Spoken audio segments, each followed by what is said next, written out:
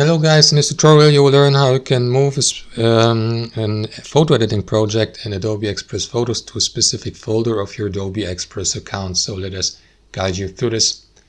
Head over to Adobe Express Photos, and here, while editing your photo guys or project, click into File in the top left and choose Move.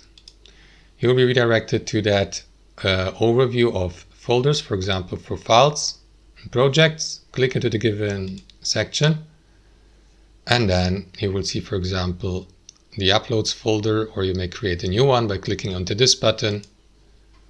So let me go with example folder 1.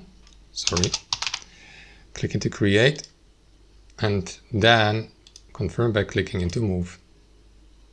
That's it. You may navigate to the location by clicking into this button, or use that menu here by file and then navigate to move, for instance, or under your stuff, which is the overview of all of your projects, files and libraries.